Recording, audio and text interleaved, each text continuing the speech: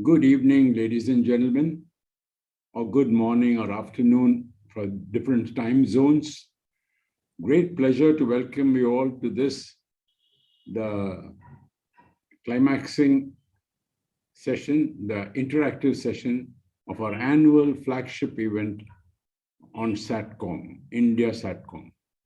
This is the 7th edition, and we are pleased to have the stalwarts from industry, the great dignitaries from the departments, and we are very fortunate in BIF that we are associated with two very knowledgeable departments, the Department of Space and the Department of Telecommunications, and both the top dignitaries of both are here with us, and eminent persons from the industry, specialists, our eminent advisors of BIF, and all attendees, distinguished attendees here.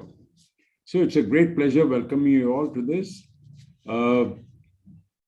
This is a rather unique format session which we started a couple of years ago.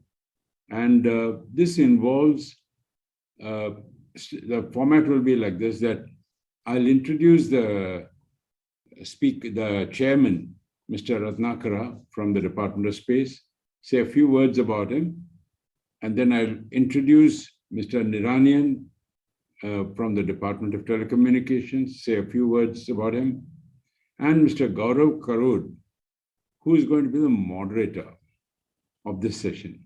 I have no role in this session per se. When Gaurav is there, he takes over.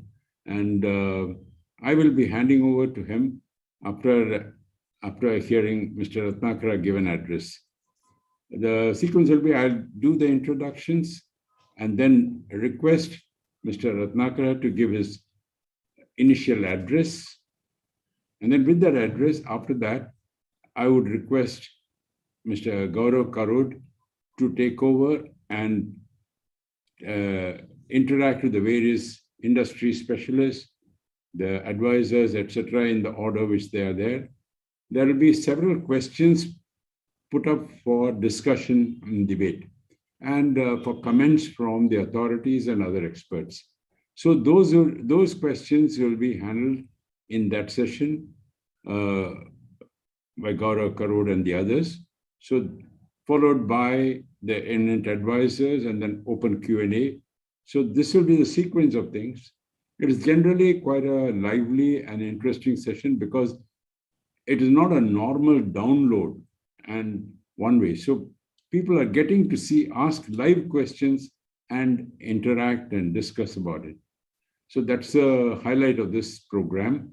With these few words, I would like to introduce the dignitaries, Shri Ratnakara and Shri Niranyan. I have the pleasure of doing that before I step down.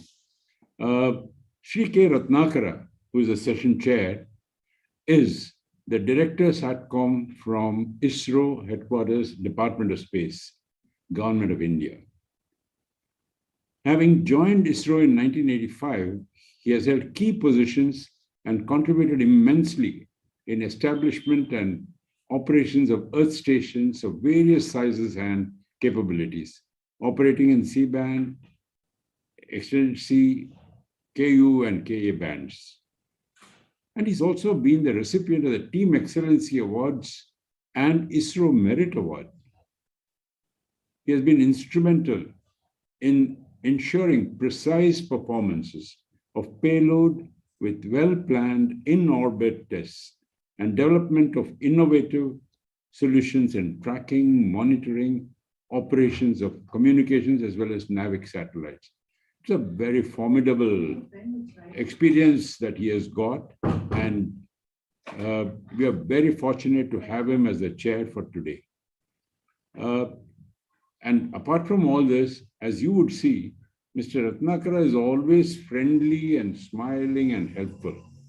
He is the most easy person to interact with and to learn from. So I wish you all the best in this session.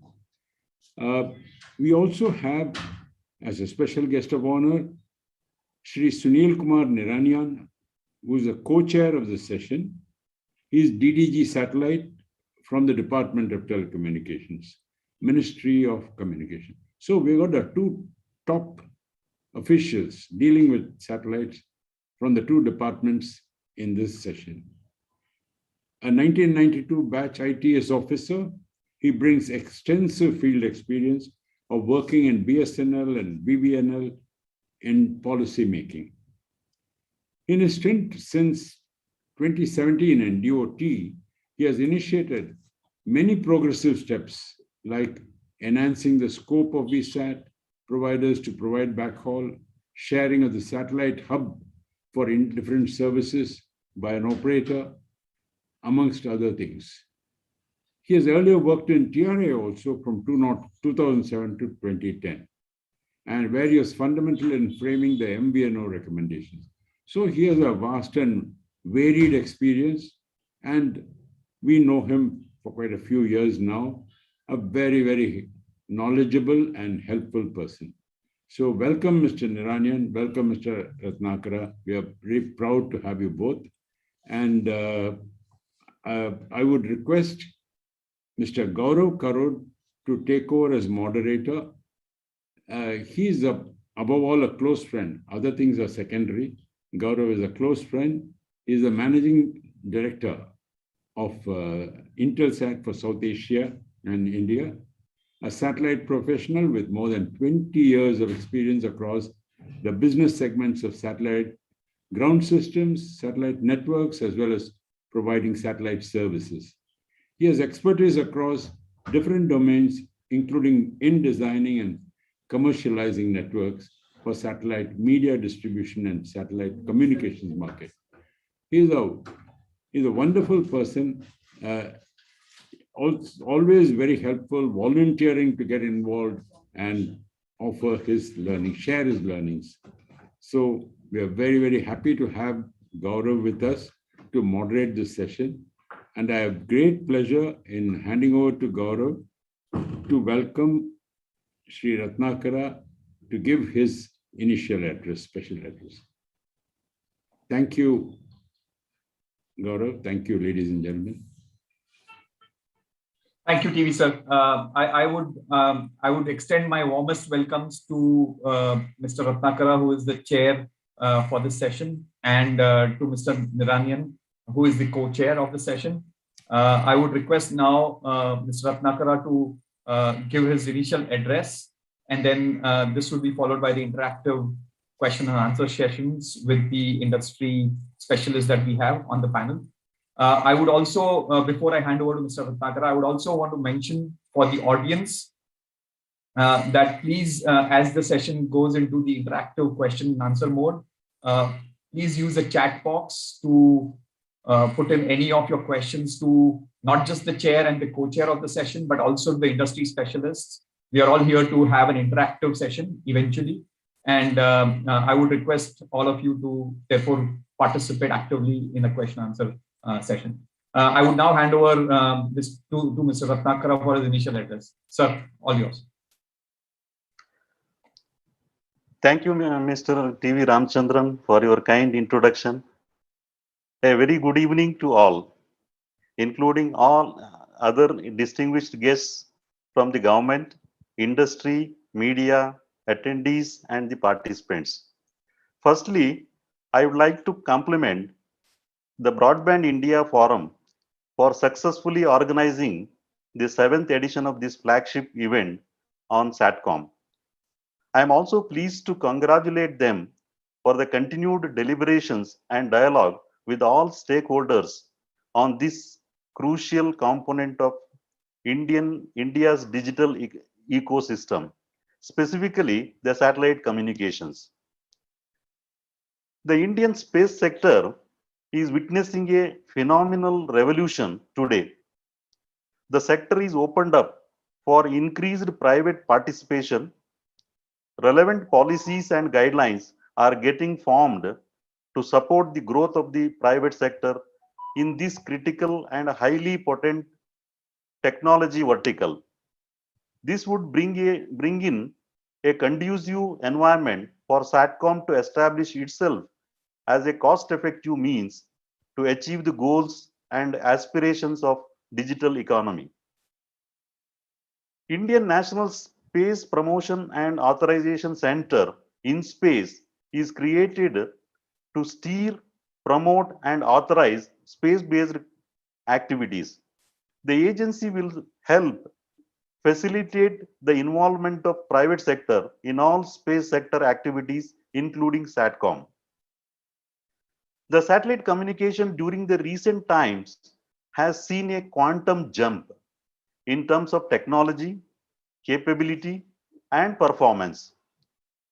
The modern next generation satellites like high throughput satellites, HTS satellites, NGSO constellation satellites, which are operating in the LEO, MEO, and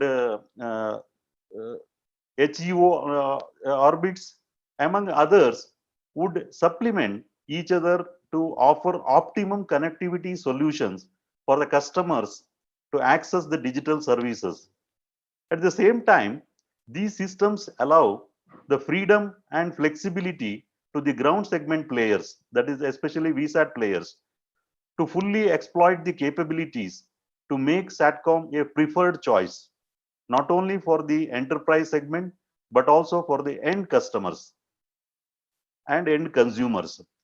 The space sector reforms are aimed towards increasing India's share and contribution in global space economy, while encouraging Atmanirbharata for our home-bred technologies. With the private players entering the market, particularly the startups, the sector is now gaining significant interest for new use cases for space technology. New innovations and new investments with the changed scenario, we can expect increased availability of the satellite capacity and valuable data at competitive price points to address various issues, especially in sectors such as communications, transportation, agriculture, and disaster management. All these developments augur really well for the satellite communication sector for meeting the much needed vital communication needs of the entire nation. The Satcom, in conjunction with the other technologies, will play a crucial role in providing ubiquitous broadband connectivity, enabling uniform digital access to all citizens of our country.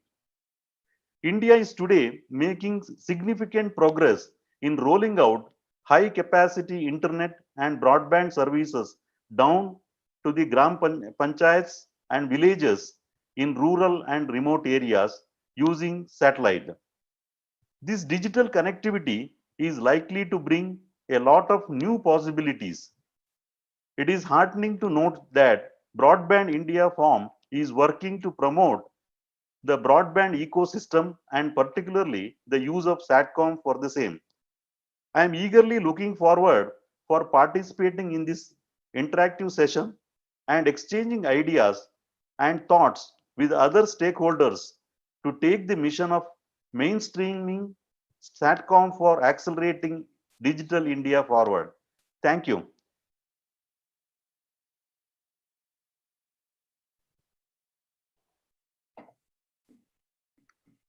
Thank you very much, Mr. Ratnakara. Thank you for the inaugural address to the session. I would straight jump into the next part of the interactive Q&A session. So let me set the platform here a little bit so that we are clear on how this is going to progress.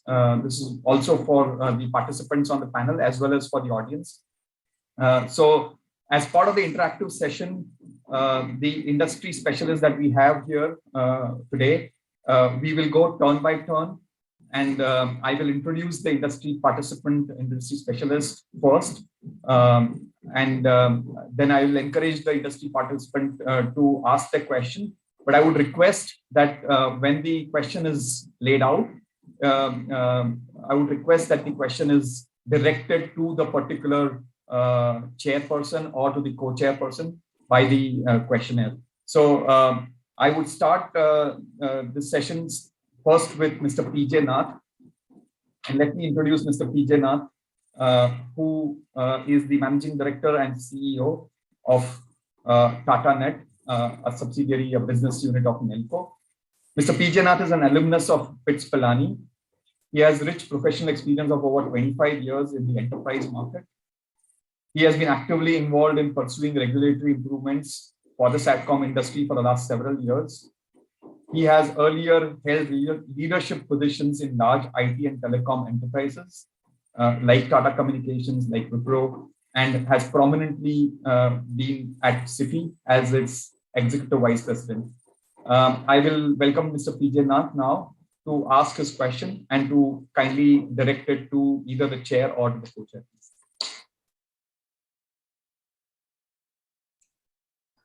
Thank you, Gaurav.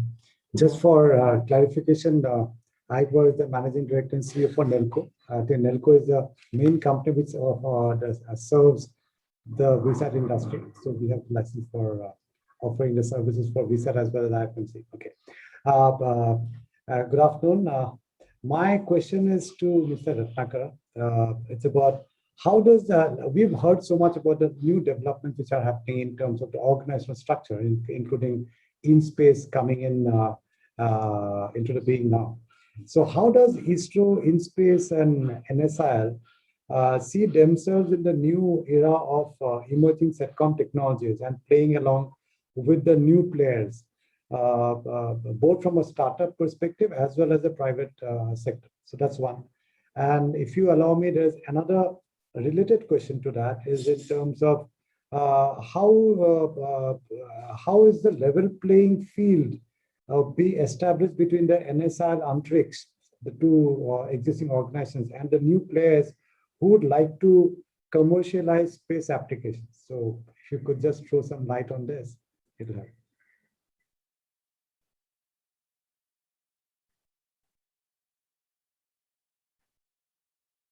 Mr. Ratnakara, you're on mute. Yes, sir. Yeah. Okay. As we all know, that the space sector is opened up for larger participation of the private players. In the new regime, the InSpace is an independent body which will deal with the promotion as well as regulation of space-based activities, including Satcom. NSIL is a CPSC under DOS. It will pursue with the commercial activities. The operational systems will continue with the NSIL. That is, NSIL will continue with their operations, whatever satellites are there. Presently, DOS is operating. The future deployments will be owned and operated by NSIL based on the market demands, because they will come up with their plan for the new satellite requirements, because future will be demand driven situation. So the NSIL will be looking for a market demand, and based on that they come out with their plan. ISRO will pursue more of R&D, will continue to its work on new technologies, science, and strategic missions. So this is how it is really going to be there in the future. With respect to the three setups, what we are, PJ Nath has mentioned. Now coming to the level playing field, you know that the primary objective of reform is to enable more players to get into the space-based activities, including Satcom. So this is the major requirement what the government is looking for. In the reformed regime, the Antrix, NSIL, and new players will have equal opportunity to pursue their activities, so that there will be a real level playing field for bringing any new space-based systems into operation. Only thing is that they need to take authorization from the InSpace. This will be this will include even Antrix and NSIL, so that they also need to take the authorization for all the new space assets, what they are going to bring up. So this is what is going to happen. So that's why we are providing a level playing field for the startups as well as the newcomers in this area. Thank you, Mr. Ratnakar. I think this is very, very forward-looking, I must say, and I think this will make a major positive impact for the whole country. Thank you so much. Yes. Thank you, Mr. Pijanath and Mr. Ratnakara for starting off the proceedings on this one. I will now bring in Mr. K. Krishna, my dear friend for several years. Krishna, he is the Vice President and CTO at Hughes Communications India. He is one of the founding members of the India operations at Hughes with more than 27 years of experience in the satellite industry. Krishna is responsible for the technology roadmap and various strategic initiatives of the company. He plays an active role in policy advocacy and is actively engaged with the government on policy reforms. And we all know that, Krishna. So welcome, Krishna. I would request you to ask your question, and please, as usual, I'll remind you, direct it to the chair or to the co-chair. Thank you. Thanks, Gaurav. So my question is to Mr. Sunil Niranyan. So, sir, the TRA had recommended, as part of the cellular backhaul recommendations, had recommended that the spectrum usage charges for satellite should be brought down from 4% down to 1%. Again, TRA reiterated this as part of the low bit rate recommendations that across the board, irrespective of the data rate, this should be kept at 1%. They also went about saying that the NOCC charges should also be rolled into this 1%.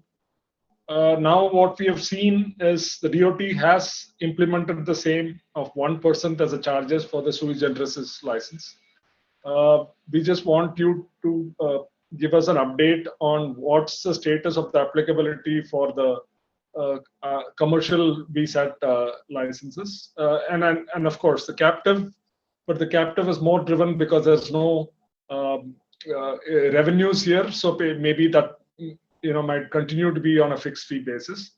But at least the commercial VSAT, we want to know when will this 4 to 1% change happen? Is it is it work in progress? We want you to give us a feedback. Thanks. Thank you, Mr. Krishna. For captive, we were able to reduce the spectrum charges by 0.25 factor that was levied, that has been simplified. Now, for bringing it from 4% to 1%, in the backhaul recommendations, while all other licensing changes were accepted by the Digital Commission, this part would not be accepted. And probably this will come under active consideration again, because TRAI has reiterated its position. Now, 2 points of view are emerging in this. One is that flat revenue may not permit the use of efficient use of the spectrum. Right? One viewpoint has been given. And another obviously would be how much revenue implication is there. We calculated it to be just about 17-18 crores per year, not much. So once this is taken up again, let us see what is the result. We cannot predict right now, but these are the 2 points of view that are emerging. Thank you so much, sir. Very aptly answered. Also wish to point out that currently it is based on the data rate and not on the spectrum usage. So possibly if that anomaly can also get corrected, because one could achieve a higher data rate using a lower spectrum, and that should be encouraged. That's the whole purpose of conserving spectrum and making it more efficient. If that can also be considered, that will be very useful. Thank you, sir. That should get solved very, very quickly. Okay, thank you. Excellent. Thank you, Mr. Niranyan, for that very comprehensive answer. And thanks, Krishna, for a very pointed question. I'll now move over to the third panelist, Mr. Gautam Sharma. Gautam is the Managing Director of Inmarsat India. He is presently focused on bringing Inmarsat's 5th generation of mobile satellites into the Indian market, which would enable the world's fastest in-flight connectivity and digitize the Indian flagged maritime vessels. He has earlier served in senior positions in Huawei, Arasor International Holding, Pacific Bangladesh Telecom, and Hexacom, which is now a part of Airtel. Gautam, over to you. Kindly direct your question to the right chair and co-chair. Thank you, Gaurav. Thank you, Gaurav, for introduction. My question is to Shri Sunil Narayanaji.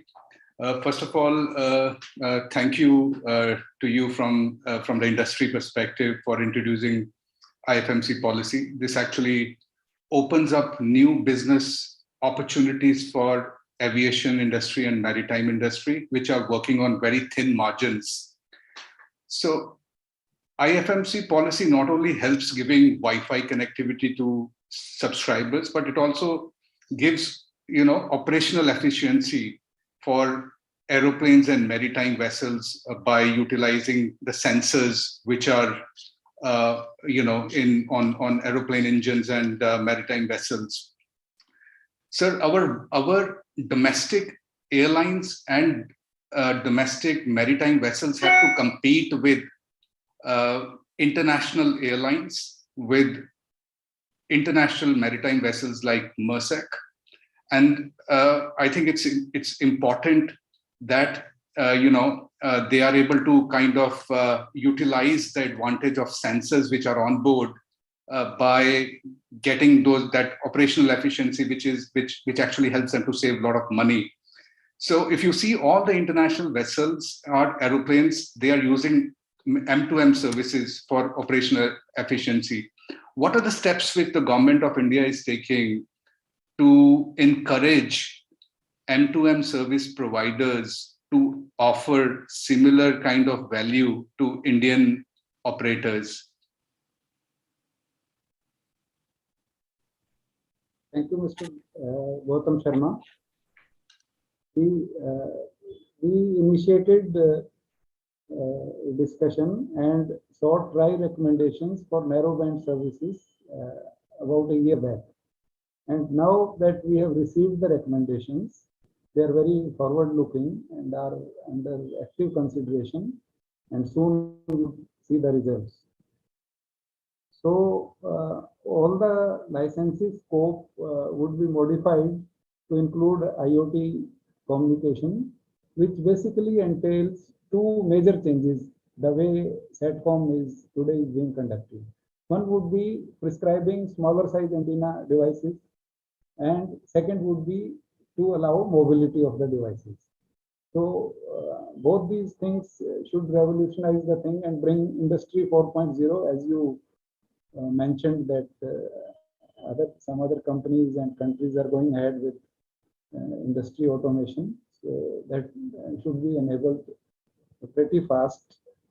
Due to that we initiated this 1 year back. So quite some field work has been done. Now final decision are awaited. Thank you, sir. Thank you very much.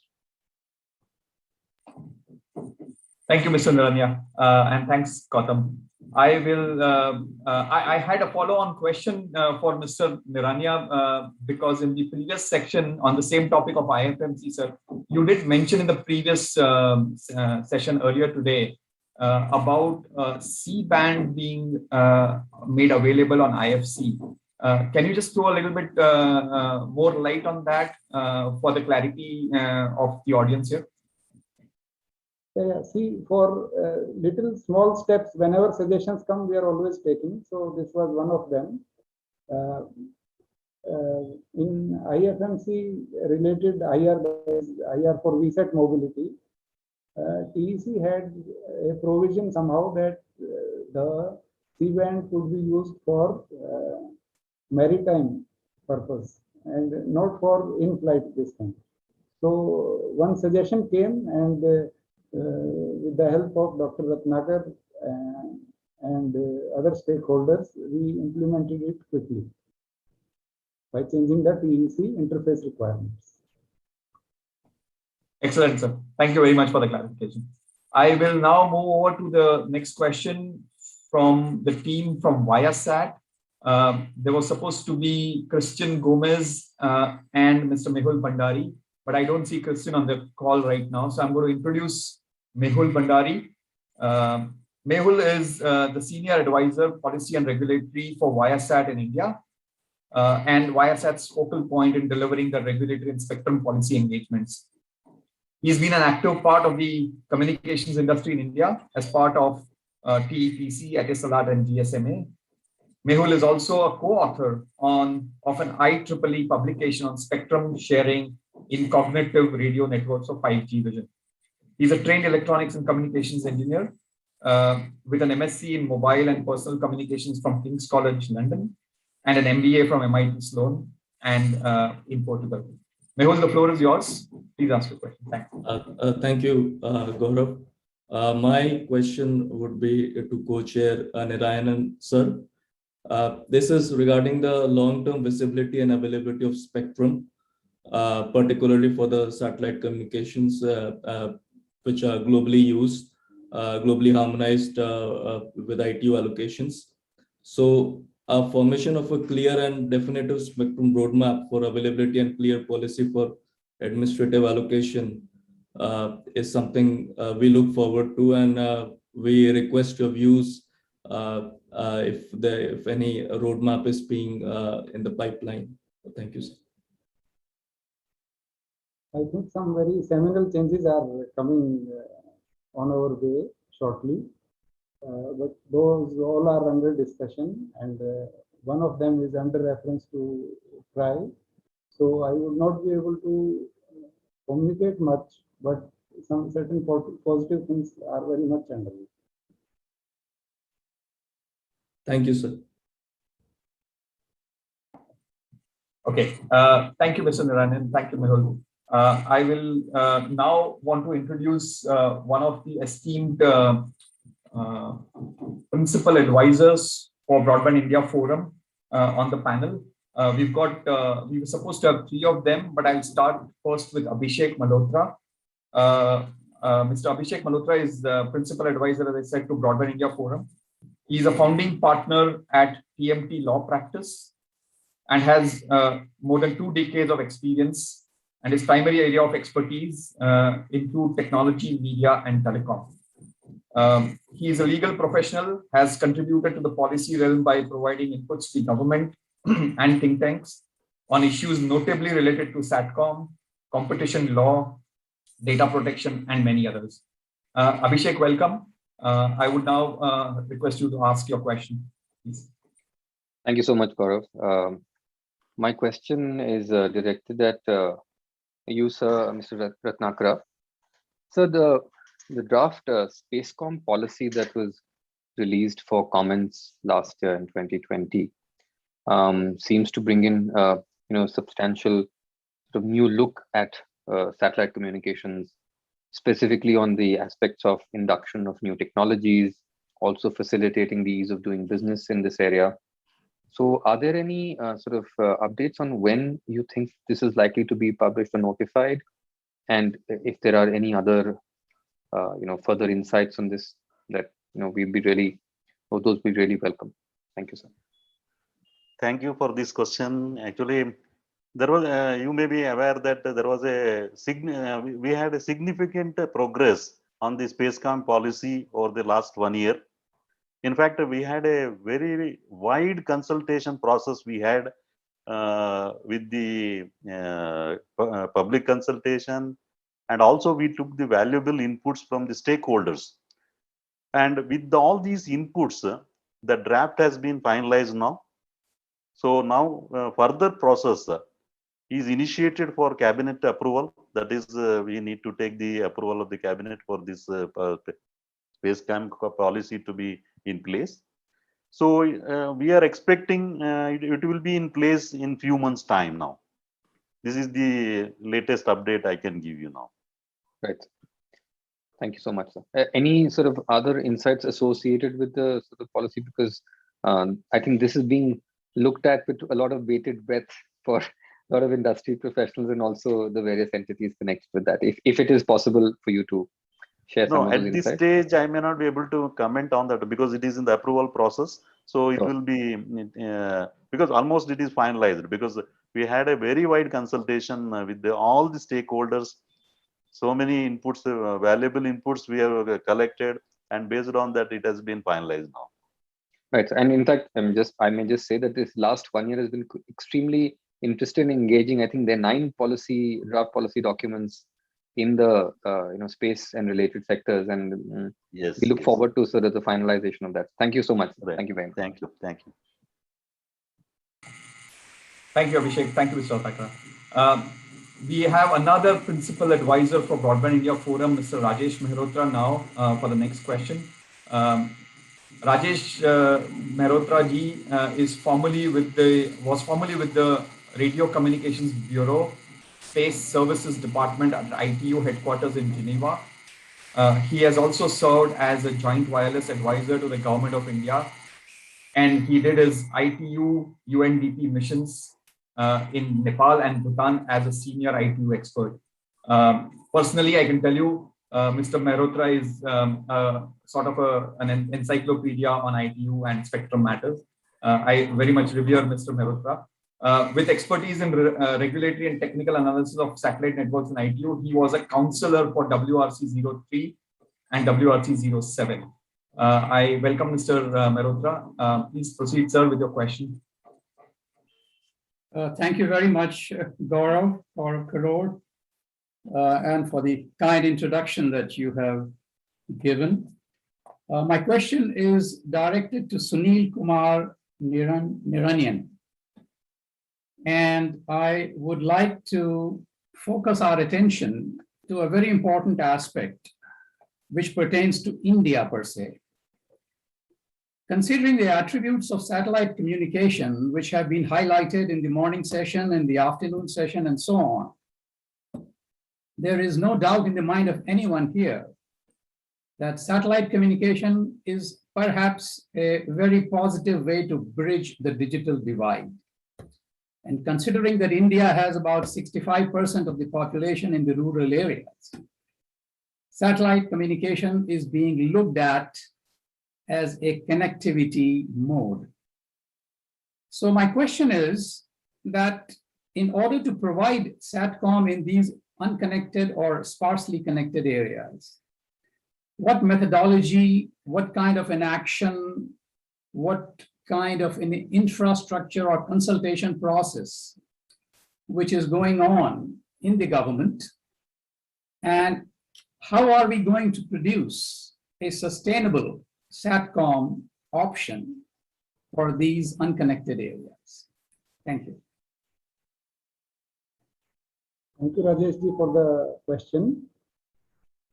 See, by providing viability gap funding, our universal service obligation fund, they are doing a lot of work in this, and recently they cleared about 7,000 villages to be covered in the remotest part using various media, satellite being one of them. So we, on our part in licensing division, we are facilitating by extending the backhaul connectivity to remote BTS, not only for BTS, but for Wi-Fi hotspots, and then allowing sharing of infrastructure, gateways. So all these works are in progress. So together, when the capacities are created, let there be no hurdle from regulatory sides. That is our effort. Do you have any consultation with, let's say, ISRO or any other organization? Like I do recall CDOT had come out with a ground-based terminal, which was a multi-band terminal. And I was very impressed when I saw that during one of the CDOT functions. And that was released by the Honorable Minister of Communications, erstwhile, of course. And I was quite enthused with the idea of how that system can be utilized, because it's a very good and very apt system to connect the villages here in India. in any of the three bands, C band, KU, or KA. So are you considering that aspect as well? I also saw that project, and that is really a nice development on their part. But no commercial operator as yet has taken up that. So let us see if we can push from our end. Otherwise, if the product is good, some operator should have taken it up. Very nice. So through the BIF, I would appeal to the satellite industry here to come forward and provide some more inputs in this particular direction. Thank you very much. I appreciate it. If there is any hurdle from regulatory side, we are willing to note it down and solve the issues. Let this be a good beginning in that direction. Thank you very much. Thank you. Excellent, sir. Thank you very much, Mr. Mehrotra, Mr. Niranyan, for that. I will now bring the next industry panelist, Mr. K. Aravamudan, popularly known as Aru sir for all of us in the industry. Mr. K. Aravamudan is the Senior Vice President at Star India. He is also the only panelist we have who is from the broadcasting industry.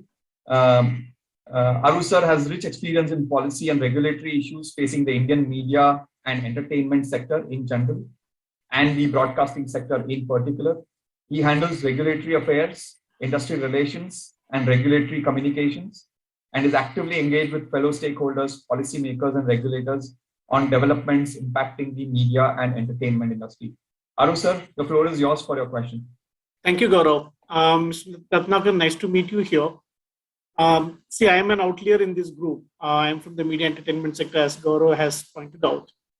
And we are one of the major end users of broadcast spectrum, satellite spectrum.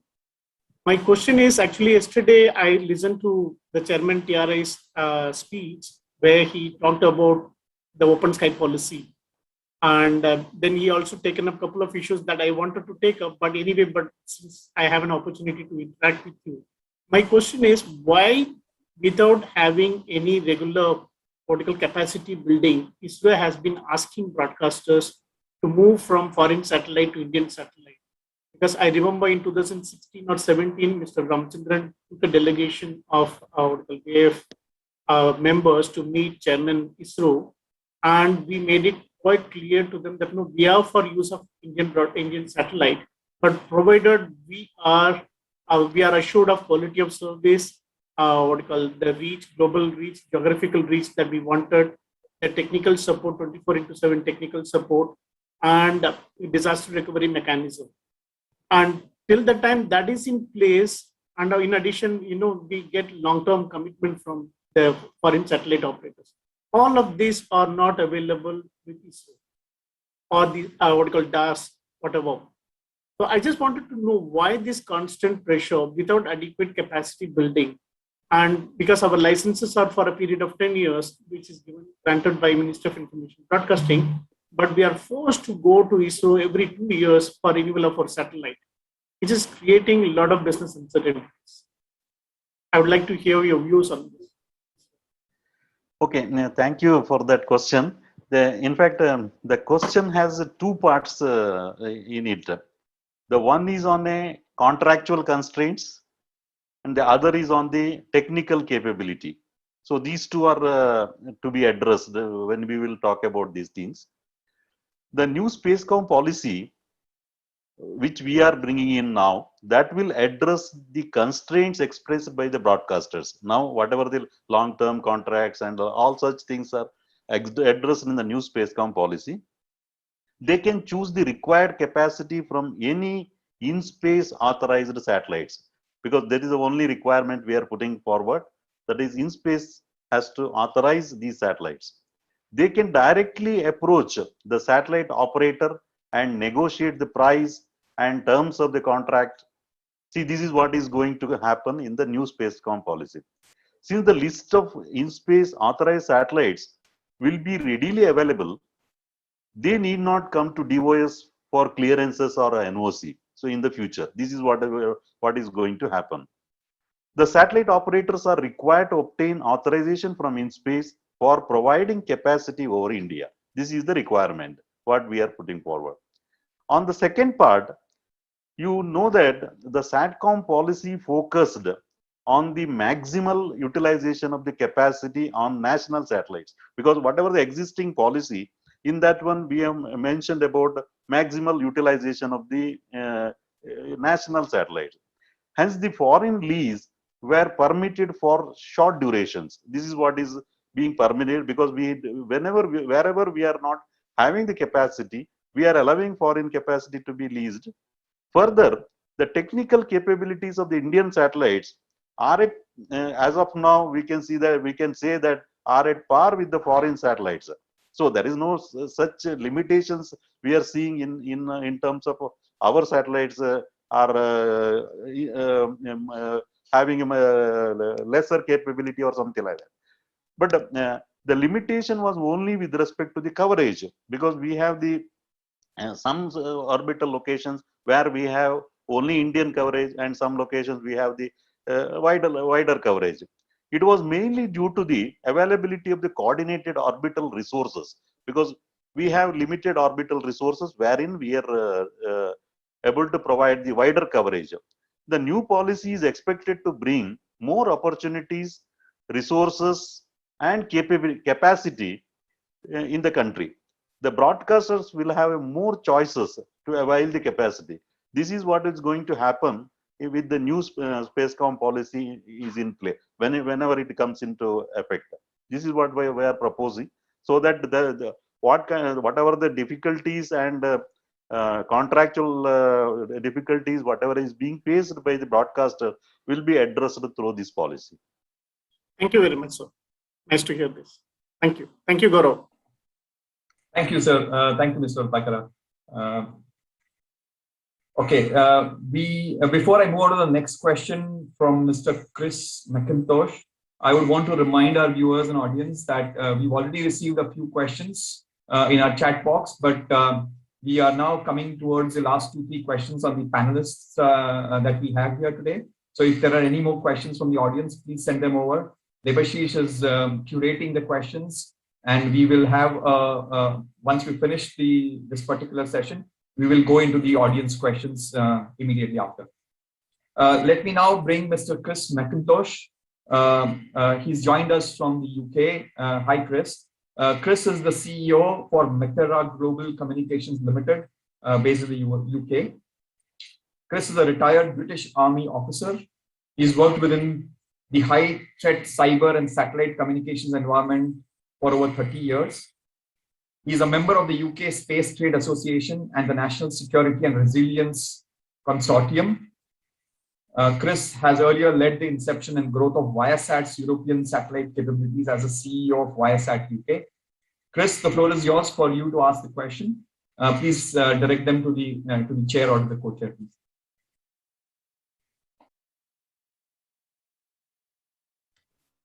Thank you very much. This is directed to government and Israel. And clearly the Indian government are extremely powerful when it comes to their purchasing power, particularly regarding infrastructure type capabilities such as space. And there are lots of debates as to how such services should be priced. My concern is price discovery by market mechanism through open competition, some would say, is far better than regulated pricing. What is your view?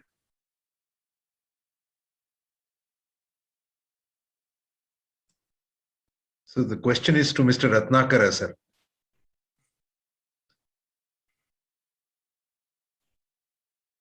Ratnakara, sir, his question is to you, sir. Yeah, sir, you are on mute, Mr. Ratnakara, and if you want, I can repeat the question if you want.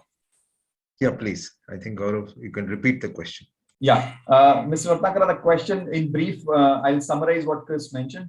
Price discovery by market mechanism through open competition is perhaps better than regulated pricing. Do you have a comment on that, sir? Sir, you are still on mute, unfortunately. 1 second. Yeah.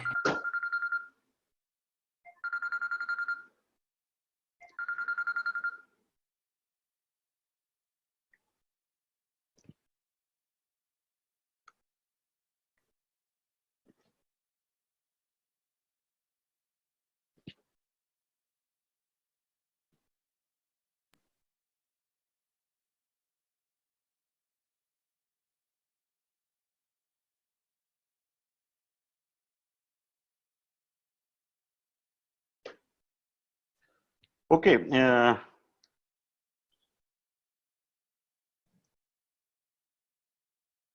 No, if you look at the whole process of our new policy, will be enable for such opportunities. That is the pricing. See, now because we are telling about the Spacecom policy, wherein a level playing field between the operators are being allowed. So with that in mind, so it will provide a market-driven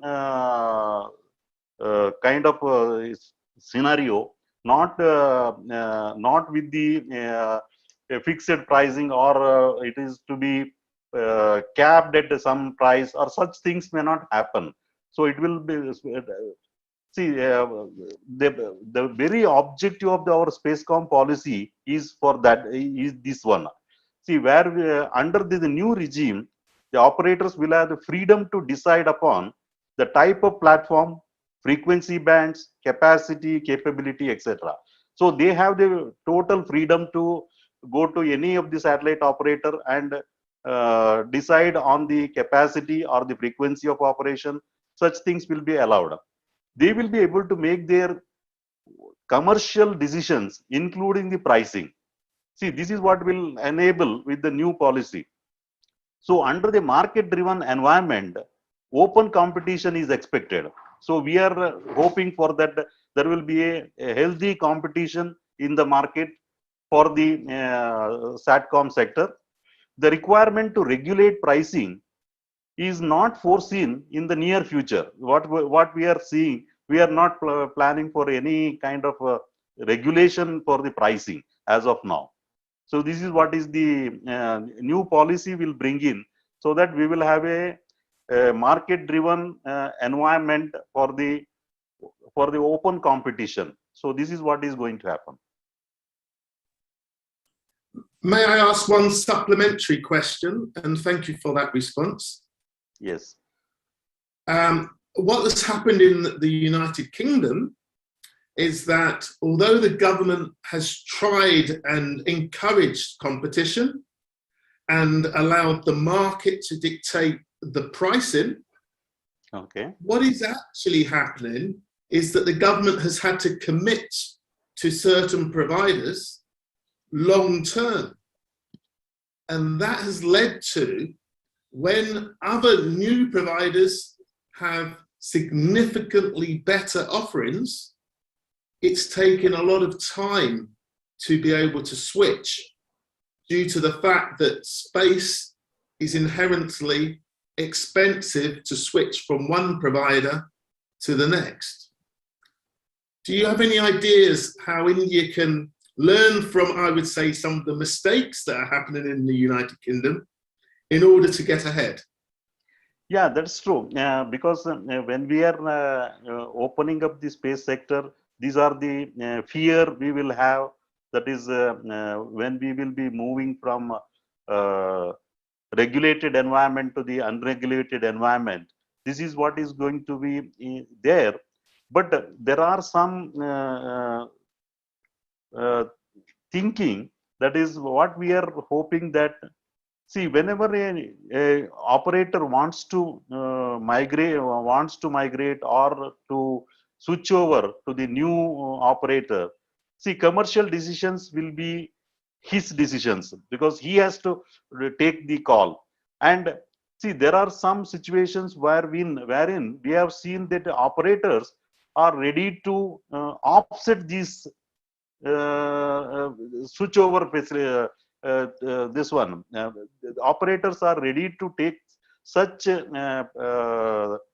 load on their account, and try to migrate to the new operator. This is what may happen. This is what we are looking for, because whenever there is a long-term contract, suppose if the especially for the DTH operator, if you look at it, what will happen is he has to stay with the particular operator for a quite long time.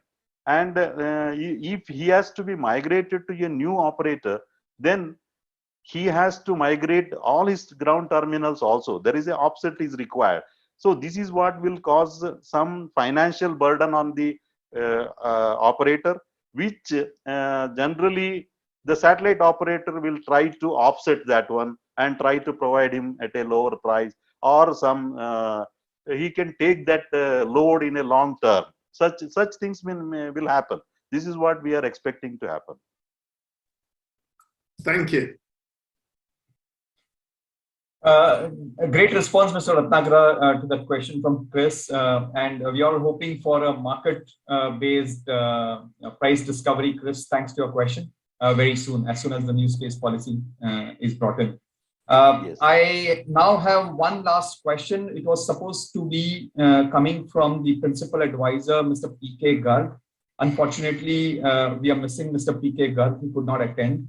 But I request, he sent in his question, and I request Debashish to kindly take up his question and ask that question on his behalf. Debashish. Yeah, thank you, Gaurav. Thank you, everyone. Good evening to all. My question is addressed to basically the question that has come from Mr. P.K. Garg, on whose behalf I am reading this question, is addressed to Mr. Sunil Niranyan, sir, co-chair. The question pertains to the satellite-based projects for BharatNet and for connectivity in rural and remote areas of the country, and including the areas which are close to the borders as well as into the islands. So there are a number of such USO-funded projects which are using satellite communications to connect such areas. So the question was, what is the current status of these Satcom-led or driven projects, sir? That was the question, sir. To Mr. Sunil Niranyan, sir. Thank you, Debashish ji, for the question. Thank you, sir. The SOF has many schemes. And as you know, BharatNet is going to cover every gram panchayat in every nook and corner of the country.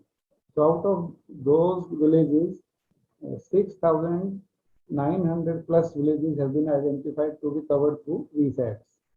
And out of those, 5,700 have already been put through. The rest work in progress. That is going on. Now, there are smaller schemes also. For border areas, 354 villages, uncovered villages have been connected via satellite. And in Meghalaya and coverage over national highway to that part, 878 villages are being connected, out of which 15% are reserved for Satcom. Likewise, there are other projects in LWE areas, uncovered villages in Arunachal Pradesh and districts of Assam, in which out of 1,500 villages, 15% are reserved to be expected to be covered on Satcom.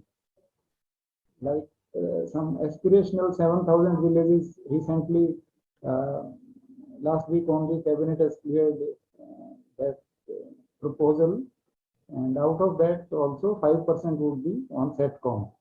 So likewise, as we go deeper and deeper, even beyond Gram Panchayat, role of Satcom getting there is immense. It is increasing day by day. Thank you so much. Thank you, Niranyan, sir. Over to you, Gaurav. Thank you. Okay, so I think with that, we've come to an end on the panelist session for the interactive Q&A.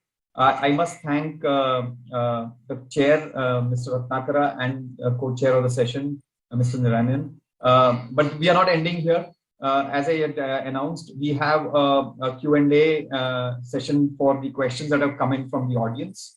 We've got a few questions already. Now, before we jump onto that, I must announce that the idea of the questions from the audience was that this can be filtered not just by the chair and the co-chair, but if any of the panelists also want to give their thoughts on those questions, we would welcome that. So let me take the first question. The question says, and I'm reading it verbatim: the government has been working to facilitate Satcom with the policy framework. However, the issue of millimeter wave spectrum still remains unclear. Will the government go for allocating millimeter wave spectrum administratively to telecom and to Satcom players? That's the question. What I understand, let me just give my summary to the question. I understand the question is around millimeter wave, which could be the Ka band spectrum or the 27 gigahertz and higher band that we are talking here. The question is, will the government go for allocating that band, the Ka band spectrum, administratively to telecom and administratively to Satcom players? I will, since this is related to spectrum allocation, I'll first go to the co-chair, Mr. Niranyan, and then, of course, if anyone else wants to add on, you welcome. Mr. Niranyan. Thank you. See, you already know this matter stands referred to trial since 13th September. So, this is some consultation paper is going to come out, and all the esteemed stakeholders should give their pros and cons of choosing one way or the other. Clearly, the industry is divided into two parts.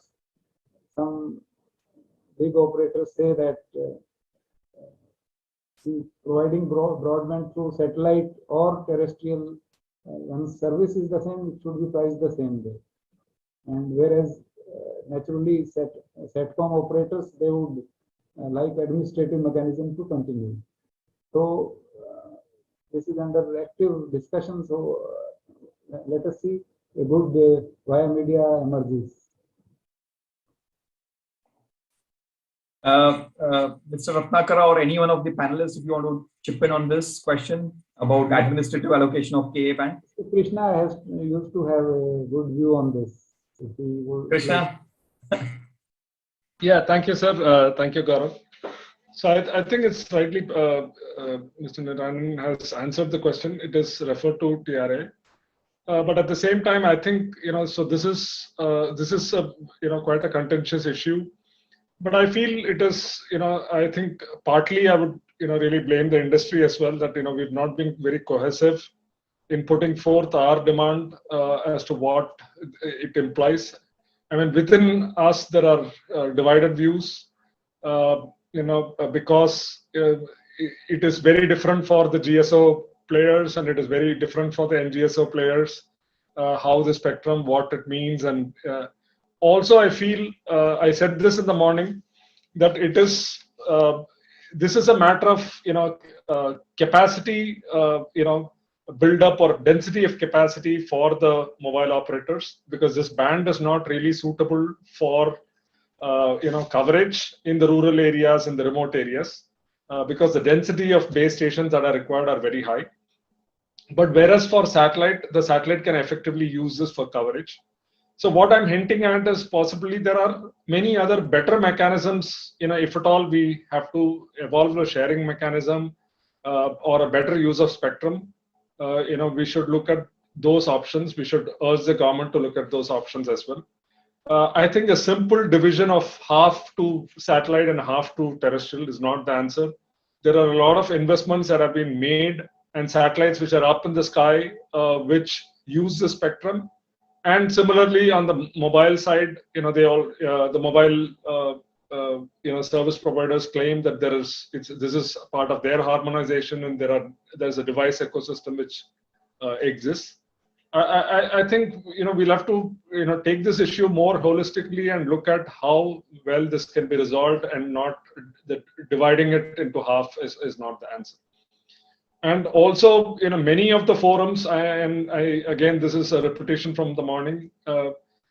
Again, a very, we are taking a slightly myopic view, even to cutting down to say that, you know, the actual band is from 27.5 to 30 gigahertz. For our own reasons, many of us are beginning to say that it is 27.5 to 29.5, already giving up on about 500 megahertz of spectrum.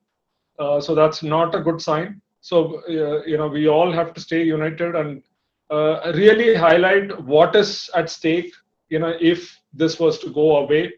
I think all of us have to put our heads, and we'll have to also work with because end of the day, even the mobile service providers are going to need the spectrum for satellite, because they are going to be dependent on us for backhalls and, you know, for sure. So it is not that, you know, they are blind to it and they're just going to, you know, take away this. So there has to be a better formula that can be worked out. That's what I would urge everybody to do. Thank you. Mr. Mehrotra, you raised your hand, sir. So you want to go in on this one? Yes, thank you very much. I see your question as two questions put in one. The two questions are, number one, is there an administrative way or a market approach to the use of this Ka band spectrum? That is your first question.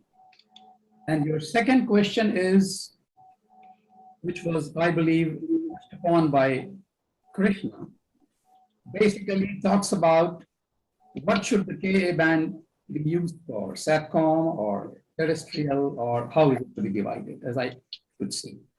Now, I will first try and answer the first question first and then the second one, and I'll try and do it very quickly. The first part of the question basically contains its answer in volume 3 of the radio regulations. There are 4 volumes of the international radio regulations. There is a resolution 2, which basically talks about the equitable use by all countries with regard to the use of geostationary satellite and other satellite orbits and frequency bands. This, in one of its resolves, very clearly says that the use of a frequency band for any Satcom purposes cannot be considered in perpetuity or for all the times. So in my opinion, or also probably what is mentioned in the resolves 1 of the resolution 2 of the radio regulations, is that since no country owns the satellite spectrum, but what you don't own, you cannot auction. And therefore, to go in for an administrative allocation is the only way for satellite spectrum, which has always been done in all the countries. I have not seen otherwise. Second part, whether it should be used for terrestrial or satellite or the sharing part, which Krishna touched upon. My own view is that we have to follow the radio regulations, ITU radio regulations, to which India is a signatory to this international treaty document, which is a binding international treaty document. And as for the international radio regulations, which have been made by the results of the World Radio Conferences, in the WRC 15, it was very clearly decided that only 26 gigahertz band will be for the use by IMT, and the 28 gigahertz band, which is the band we are talking about, 27.5 to let's say 30 or 31 gigahertz, will only be used by FSS and other allocations as per the Article 5 of the radio regulations. So if India must follow the ITU's decision and must stick to it as per the treaty document, which is a binding treaty document. Thank you. Thank you so much for that response, Mr. Mehrotra. As usual, you quoted the regulations at the ITU level, and they make perfect sense from that point of view. I do believe Mehul Bhandari from Viasat also has a comment. Mehul, you want to add on? Yeah, thank you, Gaurav. Just to quickly add one number that I would like to offer as a supplement to what is being discussed. As per the latest ABI research, there's a ratio given in terms of number of cell sites required to cover X square kilometer of area. From the low band is to C band is to the millimeter wave band. The ratio is 4:60 is to 1100. So in case of that means in the case of millimeter wave band, to cover the same area that we would have covered in low band with 4 cell sites, we would require 1100 cell sites. So that is the kind of infrastructure required. And I'm not talking about the 5G at 3.5 gigahertz, but at the millimeter wave 26 and beyond. So we need to see that, how much of importance the rural broadband and the broadband for all is to us. Because in my earlier presentation, we mentioned that clearly splitting, the band into 2 halves will not, will be a non-linear equation. It's not 100 Mbps and divide by 2 and I will get 50. Rather, it will drop to 2025. So we need to take that into account, and I hope some holistic decision is taken. Thank you. Excellent. Thank you, gentlemen, for that nice discussion on that question. I thought that was a very thought-provoking question, obviously dear to all of us. Let me jump to the next one. And I think this is specific to the chair, Mr. Ratnakara. So this question says, we have used Indian GEO high throughput satellites, GSAT 19, GSAT 11, etc., for BharatNet program, and it has delivered excellent performance to BharatNet users. We request ISRO or DOS to kindly share plans for upcoming high throughput satellites planned for the next 3 years, and the typical availability timelines for such HTS satellites. Mr. Ratnakara? Yeah, with respect to the HTS capacity, today we are having a capacity to the extent of 25 Gbps. That is through GSAT 19, GSAT 11, and GSAT 29. These 3 satellites are providing a total capacity of 25 Gbps. So that is not sufficient. In fact, we have plans to go further with the high throughput satellites. So GSAT 20 is the one of the satellite. See now, as per the new policy or new guidelines from this one, we are going towards the demand driven model from the earlier model, what we are service driven model to demand driven model. Now the requirement, see today, as on today, our NSIL, that is NSIL, is the New Space India Limited, is the focal point, who will consolidate all these requirements from the end users and plan for a satellite to be launched in the next 2-3 years. See, as of now, we have satellites which are planned for the DTH capability, because what is the requirement as on today. And also GSAT 20 is one of the next satellite, high throughput satellite, which is coming up in the most probably in next year, in the year 2022. But this will be through a demand driven model. That is, the users can approach NSIL and give their demand, what is their capacity requirements at different areas. So this, if it is NSIL will consolidate, and in fact they are ready to fund the satellite, and even there are different models are being worked out by NSIL for this kind of approach, that is demand driven approach. The NSIL is planning to have a different models, that is upfront funding or from continuity, that is based on the service related payments, like that. Different models are there working. So we will be having more such high throughput satellite in future from NSIL. Excellent, sir. Thank you very much for that detailed answer. In immediate terms, to that question, there is GSAT 20, which is likely coming up in the next 1 year. Yes, yes. Yeah. Thank you so much, sir.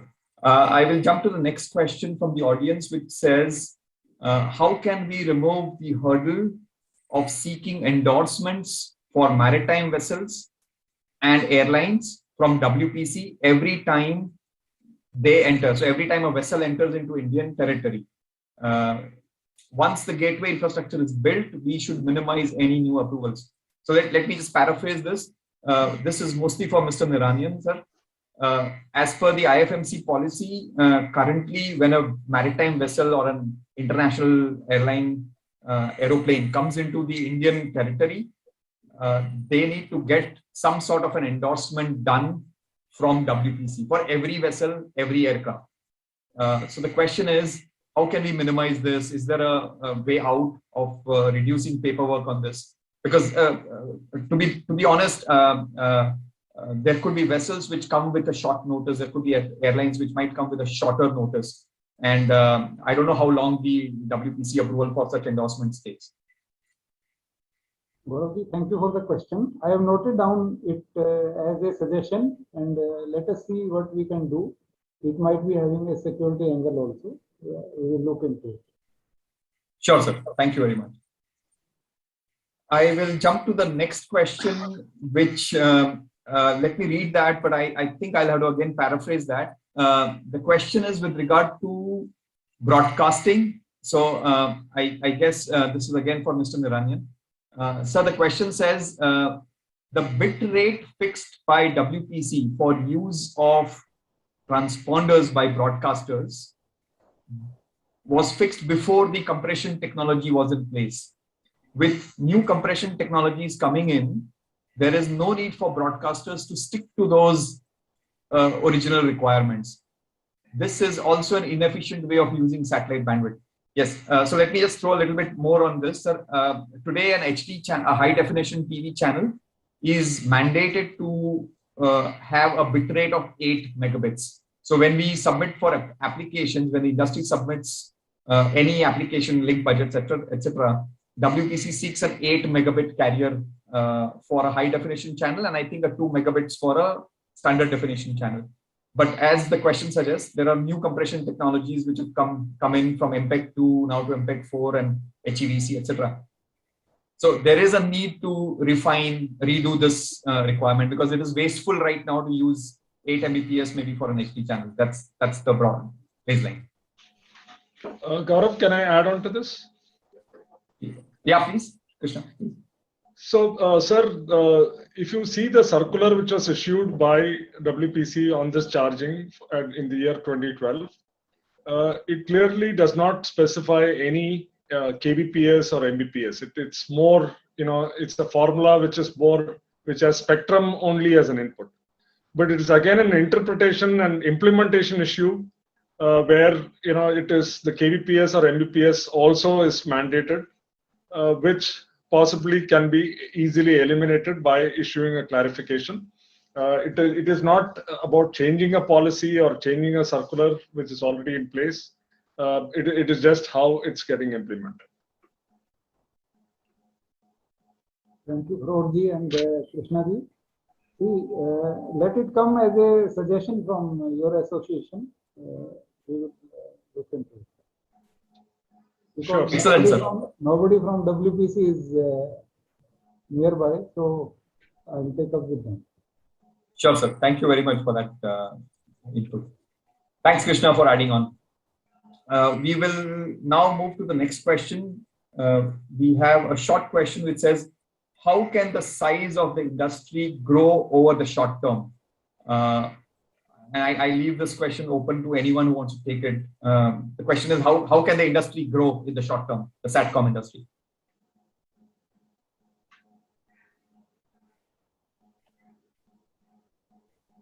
My view, even though I'm not really from the business side of things, but the little that I have seen in the period that I've been associated, or I have had the opportunity to address issues arising in the industry, are that, and I think it's already been being worked on. So it's just clarity in policy, clarity in the regulatory environment, and possibly, I don't know whether the time is ripe for that, but possibly a more well-defined set of rules may be spelled out through a legislation, so that whenever someone is looking at either getting into this business or getting into an expansion mode or introducing new technologies, etc., they know, as any perhaps business or industry would, as to what are the costs and benefits, the risks and the rewards that are likely to flow from from participating in the industry. So those are my sort of generic thoughts on this. Gaurav, can I add on to this? Yes, of course. So Krishna, before you do that, I just wanted to tell you that we don't have any further questions, so we can debate this at length. How can the Satcom industry grow? Krishna, up to you. Yeah, I think globally the industry is really, going through a transformation. I think a lot of us are aware of this. India, I just made these comments in the opening session. If you really see that today, what Satcom really addresses is a B2B space, right? We do not, if at all, we address the consumers in a very, very limited way and through much more indirect methods by, possibly some cellular backhaul here and there, or ATMs where consumers come and transact. Only to that extent, we address the consumers. I think globally, what it is changing is those enterprise markets are moving away from satellite. Especially, I'm not talking about areas which are far flung where there is no other alternative. So satellite, in the enterprise space is predominantly today used as a last resort, and there's a good reason for it, because the other media have, the prices have substantially reduced for the terrestrial media. And in India, it's even more, with the MPLS pricing, the fiber pricing have tremendously reduced over the past, in the recent past. And the satellite, because of I wouldn't say lack of capacity, but because of the right capacity needed to address the consumers has not been there. And as a result, more or less, the capacity pricing have remained constant. So that is one reason why we are always playing a catch-up game with the terrestrial. So by the time we do some course correction, bring down the prices, the terrestrial is again moved forward. So I think with this B2B approach, I don't think, and added to that, for especially the geo players, the GSO players, latency is another important element. Because the enterprise networks, use applications which, do not take a lot of latency, and that has been an issue. So if at all satellite has moved into the secondary or the tertiary, backup media, except for barring certain applications which, where latency is does not create a big impact. So having said that, world over this change is happening, and for a country like India, even though the consumer might not be directly touched by Satcom, there are many avenues with which Satcom can get to the consumer. One, of course, is the IFMC, which is the beginning again, and again that's an area which can't be addressed by many other technologies as effectively as satellite does. And that's why we are seeing a lot of growth in that area. Similarly, I think this rural projects, where Satcom can play a big role, especially where the Satcom is going to power public data offices, Wi-Fi hotspots, those schools, so those are all areas where Satcom can grow into. And of course, for that we need capacity at very, very attractive prices, because always, which consumer is going to pay in those areas a higher cost than what an urban consumer is going to pay. So that's definitely going to be an issue. And that is where I think the newer LEO, MEO constellations, which are, and of course the large HTS or VHTS satellites as they are called, they are going to bring down the capacity pricing quite a bit. And we are seeing all that happening already. So those are the ones which are going to be the growth engine, for the sector, in taking these services to the consumer in a variety of forms, either through a cellular backhaul or wireless backhaul, or through community initiatives, or school education and other such things. And of course, there is also a market which is, the business professionals who won't mind paying a little higher price if they have to do business. And today, every business, gets onto the internet. So if those they don't have quality internet, and if they can use satellite as a means, they will do so. So these are all the areas the satellite is going to really grow, both in the near future, and this once we transform ourselves as in a similar way as to what it has happened in the rest of the world. I think that will put us on a trajectory for growth. I think that's my honest opinion. Gaurav, if I may add just one or 2 points beyond what Krishna has said. And I think Krishna has already explained quite in detail in terms of how this business can really grow. But let me also add on 1 or 2 points. One is in terms of it's already been touched upon in terms of the right type of capacity, the right price. I think that's very important. See, all capacities are not meant for every single application. Therefore, to have the right type of capacity at the right price point, I think is one. And when you say right price point, obviously we are talking about price points which are significantly lower than what it is now, and which I guess will also happen with the adequate supply of capacity coming in. And I'm sure a lot of work is happening. We can see all that. The second that we are already talking of is in terms of technology like LEO and MEO satellites coming in, which brings down the latency and therefore being able to have applications, a lot of applications which are currently not as efficiently done on the satellite as compared to terrestrial. So two things are impacting us adversely. One is in terms of the quality of service because of the latency. And second is the high price, right? So these two will be addressed.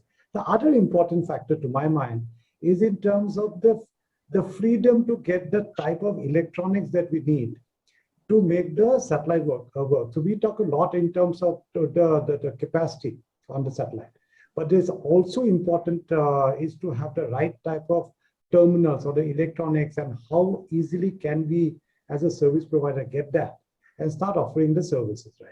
For example, there are restrictions in terms of what type of antenna size that we can use. While there are enough technology which are available, which can have significantly smaller terminal antenna sizes, which can make a huge difference to some of the markets. But it's a difficult thing in the country right now that we can't get it, right? So we need to look at the whole thing holistically. So apart from the overall satellite capacity, we have to also look at the rest of the parts of the ecosystem. And once that is enabled, to my mind, that will also give a huge boost to the sector, because we'll be able to address many other sectors which are becoming difficult in the current context. I think that will be one more avenue for growth. Thank you. Excellent, Mr. Nath. While we were debating this question, we have one last question which has come from the audience. And actually what you said, Mr. Nath, rolls very nicely into the question that has come up now. And I think this is going to be the last question. So I will want to probably start it with you, or anyone else can take it as well. The question says, what needs to be done to open the market for B2C, business to consumers, in the satellite market? What is the role of device availability and pricing that has to be played in this B2C satellite market? In simple terms, how will it help in making satellite broadband affordable to a common man, to a common household? I'll just start off, although we come more from a B2B sector, but I'll just give an overview, and maybe others can also join.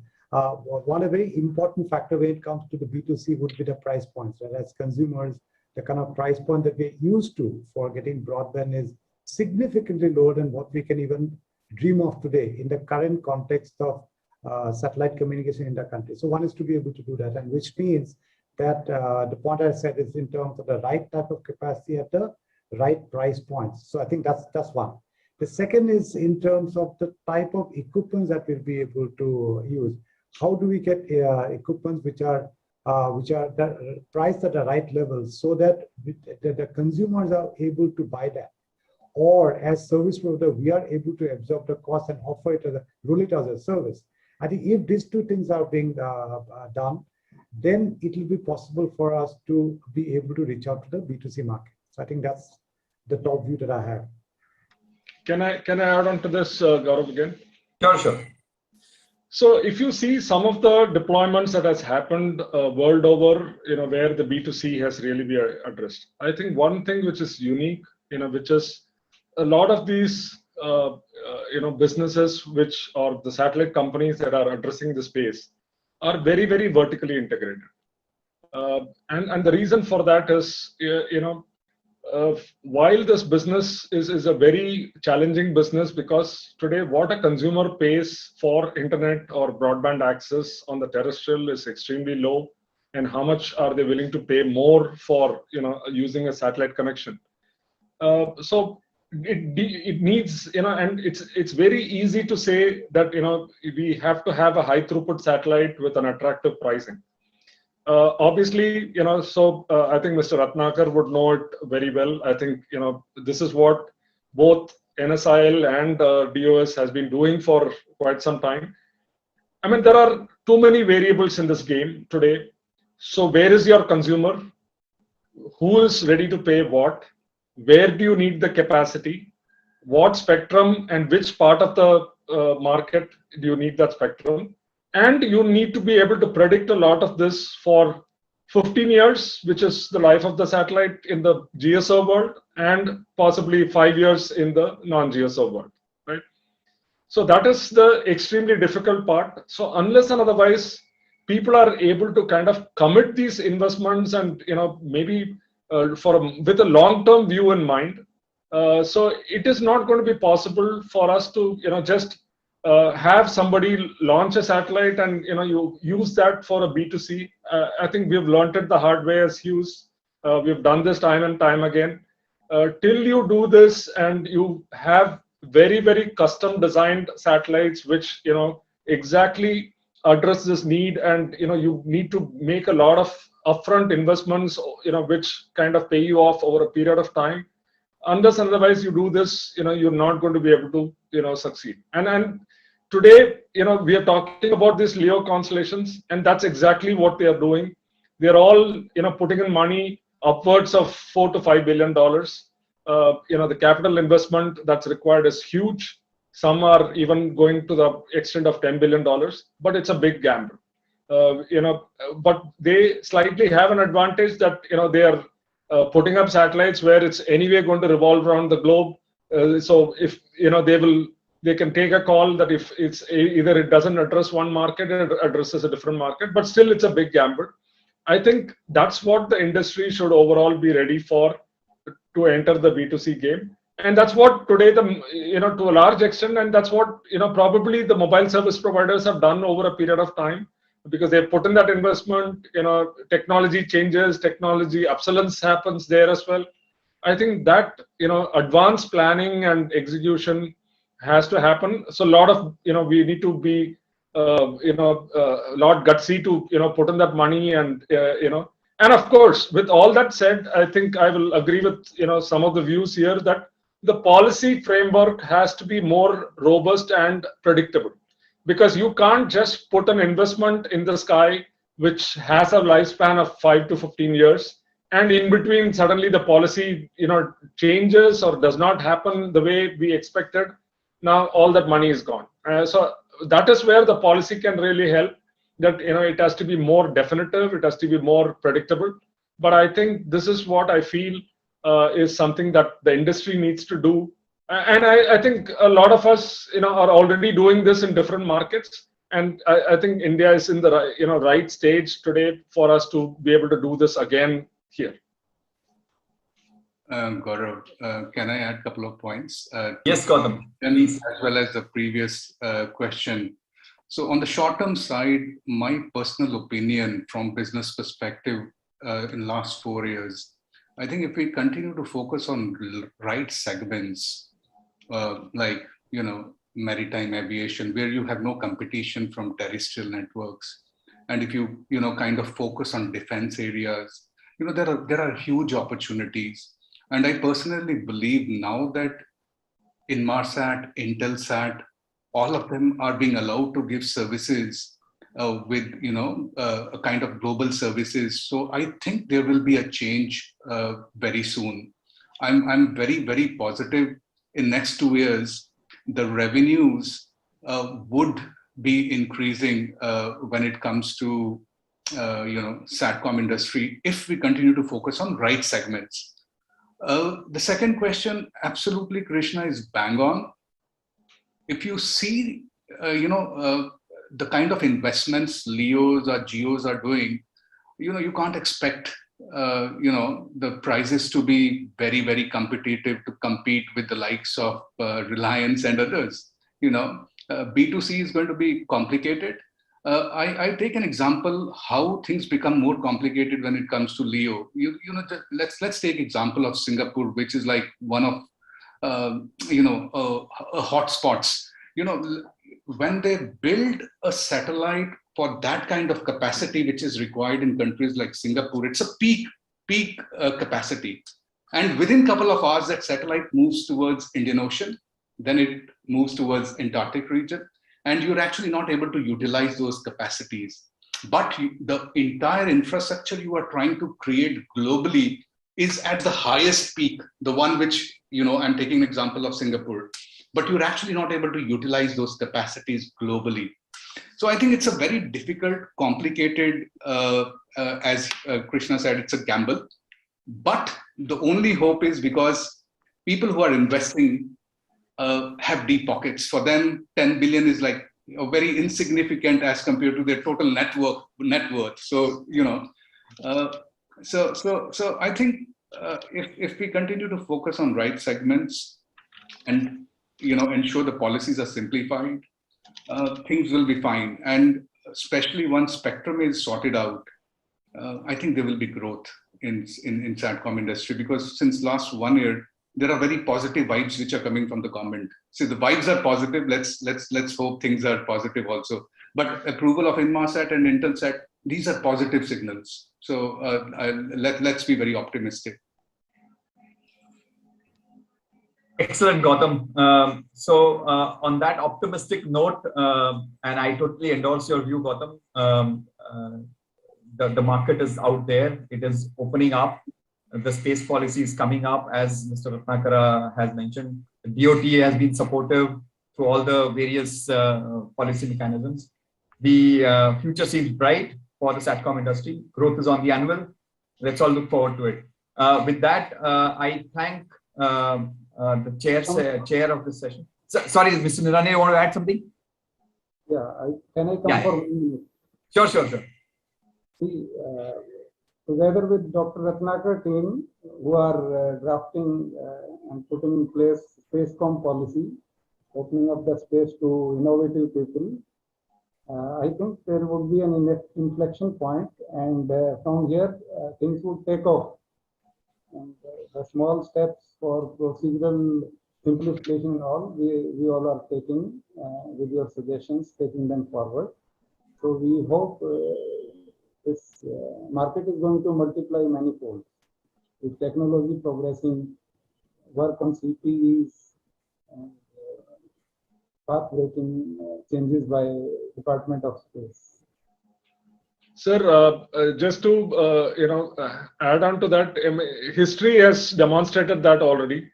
Every time the government has brought in some positive policy changes, whether in the form of new telecom policies or introduction of KU band or allowing foreign satellites, at every such stage there has been an inflection point.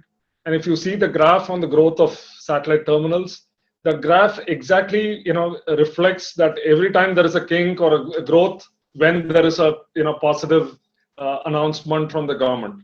I mean, it's like more behaves like a stock market. It's interesting to watch that. So I think you're absolutely right. When the new Spacecom policy gets announced, and a lot of those reforms which DOT is doing, definitely we will see a inflection point, and it's for the good of the industry and the consumers and the users who depend on it. Excellent. Thanks, Krishna. Thanks, Mr. Niranyan, for adding the last few comments on this. I'm now going to close this session by making one last statement, which is all that we need now, in line with what you just mentioned, Krishna, is one small step from the regulatory side and a giant leap from the industry. That's very likely to come. So thank you all. Thank you, Mr. Ratnakara, for being the chair on this session, and Mr. Niranyan for being the co-chair. I will formally close this Q&A session now and hand it over back to Mr. Rajat Mukherjee, who is the Director General at BIF, for his closing remarks. Thank you. Rajat, please. Thank you so much, Gaurav. This has been an absolutely brilliant session. And my grateful thanks to Mr. Ratnakara and Mr. Niranyan.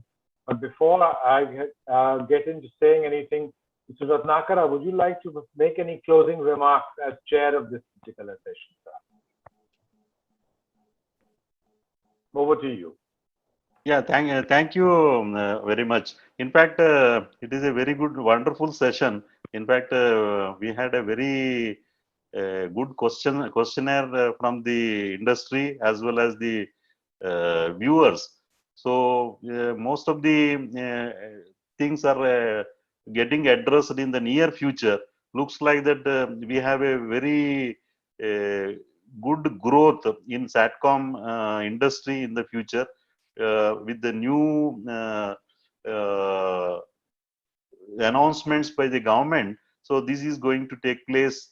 The industry is going to grow further and provide services to the country and also to the common man. So with these few words, I want to close my remarks. Thank you so much, sir.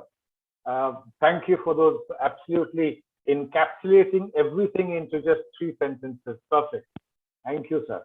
Aptly summing up the essence of this entire lively and interesting discussion.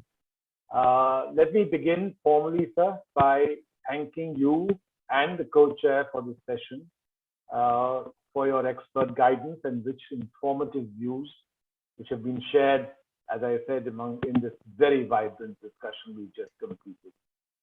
My thanks also to our principal advisors, Mr. Rajesh Mehrotra and Mr. Abhishek Malhotra, experts and veterans in this field. It's demonstrated by the prescience of your understanding and the quality of your interventions. And of course, to our esteemed industry leaders, Mr. PJ Nath, MD and CEO of Tata Nelco, Mr. K. Krishna, VP and CTO at Hughes India, Mr. Arava Mudhan, Senior Vice President at Star India, Mr. Chris McIntosh, CEO at Methera Global Communications Limited, Mr. Gautam Sharma, MD at Inmarsat, and Mr. Christian Gomez, Senior Director of Government and Regulatory Affairs, Asia Pacific via SAT, along with Mr. Mehul Bhandari. A very special thanks to Gaurav Kharod, Managing Sales Director for South Asia and India, Intelsat, for brilliantly moderating the Q&A segment of this session. It behooves me to now give you a vote of thanks for the entire session. It's been a 2-day session, and I do not intend to make any kind of recommendations or suggestions of what was said, but I think overall, it's important for me to share a few observations and learnings from these very highly engaging and insightful sessions that have taken place over the past 2 days. Our inaugural yesterday, we were extremely fortunate that Dr. P.D. Vaghela, chairman of the TRAI, was able to join us as chief guest. We were also grateful for the presence of Sri K. Rajaraman, chairman of the Digital Communications Commission and Secretary, Department of Communications in the Ministry of Telecommunications, who joined as special guest of honor. Shri Radhakrishnan Durairaj, CMD of NSIL, was the other special guest of honor and who was also present.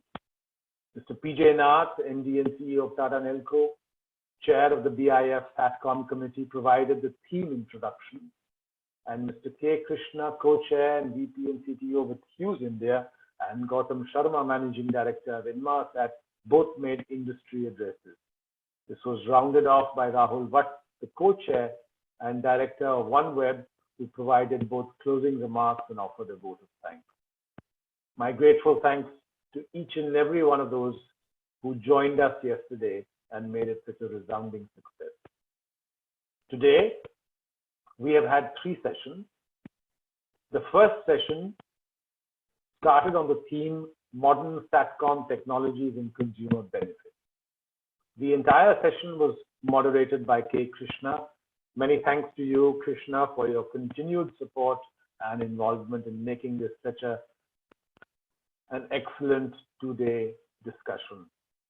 There were a raft of experts who added immense value to the discussion, chaired by Sri Rakesh Sasibhushan, CMD of Ampric. The experts were Mr. Brajendra Urmalia from Nelco, Mr. Shivaji Chatterjee from Hughes, Mr. Giri Talmor of Satisfy UK, who joined us from Israel, Mr. Gajendra Tejare of Star India, and Mr. Christian Gomez and Mr. Mehul Bhandari of Viasat. My grateful thanks to each and every one of them. The second session today anchored the theme Complementary Role of Satcom to help achieve broadband for all. This is a theme very close to our heart because our foundational principle at Broadband India Forum is broadband for all. This session was moderated by Mr. Rahul Bhatt, co-chair at BIF Satcom Committee and Director OneWeb, and Sri Sunil Kumar Niranyan, DDG Satellite at the DOT India, who was the session chair. Sir, thank you so much for joining us at session 2 and for remaining on for the third session as well. Our grateful thanks. Again, we had a raft of experts, which included Mr. Subhankar Pal of Capgemini Engineering and Mr. Chris McIntosh of Methra Global Communications, who joined us from UK.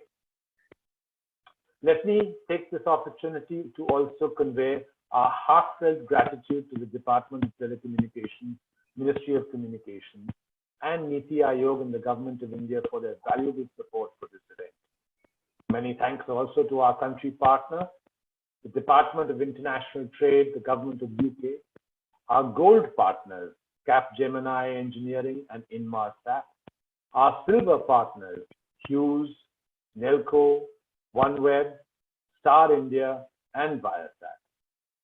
Thanks also to the supporting organizations, APSCC, AVIA, GDF, SSPI, and WTA, as well as our media partners, Broadcast and CableSat, Tele.net, and Voice and Data. Last but not the least, our event partner, Bharat Exhibition. To each and every one of you, my grateful thanks. We are greatly privileged and obliged to have had your esteemed support and cooperation. And this, I believe, is what has made India Satcom 2021 what I must admit is a successful and productive event. At the end, I would also like to thank all my colleagues at the BIF Directorate for their tremendous efforts in making India Satcom 2021 happen. None of this, of course, would have happened without the guidance and support of our President, Mr. T.V. Ramachandran, who will continue to drive these kind of effects moving forward. We now look forward to your continued support for the next edition, which is going to be the 8th edition of India Satcom 2022, which is our annual flagship event at BIS. Please note, this is scheduled to be held over a 2-day period on the 15th and 16th of November 2022. I'm putting it out there, and hopefully this will not be a virtual event, and I look forward to meeting each and every one of you in person. The venue and the location and the time will be informed to you in due course, but we keenly await your support, your participation, and your involvement in the next one, the 8th India Satcom 2022. Until then, thank you once again to each and every one of you. Goodbye. Jai Hind.